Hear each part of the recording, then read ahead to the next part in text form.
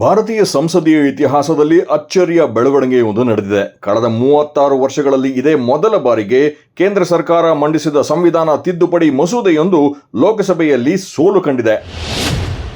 ಹೌದು, ದೇಶದಾದ್ಯಂತ ಭಾರೀ ಕುತೂಹಲ ಮೂಡಿಸಿದ್ದ ಮಹಿಳಾ ಮೀಸಲಾತಿಯ 131ನೇ ಸಂವಿಧಾನ ತಿದ್ದುಪಡಿ ಮಸೂದೆಗೆ ಅಗತ್ಯವಿದ್ದ ಬಹುಮತ ಸಿಗದೆ ಪತನಗೊಂಡಿದೆ. ಸದನದಲ್ಲಿ ನಡೆದ ಹೈ ಡ್ರಾಮಾ ಮತ್ತು ಮತದಾನದ ವೇಳೆ ಸರ್ಕಾರದ ಪ್ರಸ್ತಾವನೆಗೆ ಕೇವಲ 298 ಮತಗಳು ಲಭಿಸಿದ್ರೆ ಬರೋಬ್ಬರಿ 230 ಸದಸ್ಯರು ಮಸೂದೆಯ ವಿರುದ್ಧ ಮತ ಚಲಾಯಿಸಿದ್ದಾರೆ.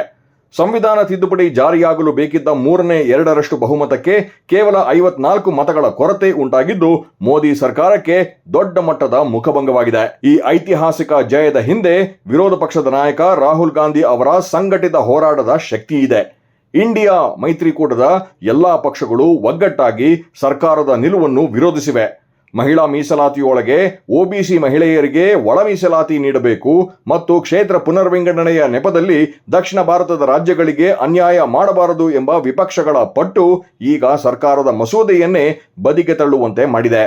ಒಟ್ಟಿನಲ್ಲಿ ಮಹಿಳಾ ಮೀಸಲಾತಿ ಜಾರಿಯಾಗಲಿದೆ ಎಂದು ಕಾಯುತ್ತಿದ್ದವರಿಗೆ ಈ ಬೆಳವಣಿಗೆ ನಿರಾಸೆ ತಂದಿದ್ದರೂ ರಾಜಕೀಯ ವಲಯದಲ್ಲಿ ಮಾತ್ರ ಇಂಡಿಯಾ ಮೈತ್ರಿಕೂಟದ ಒಗ್ಗಟ್ಟು ಹೊಸ ಸಂಚಲನ ಸೃಷ್ಟಿಸಿದೆ.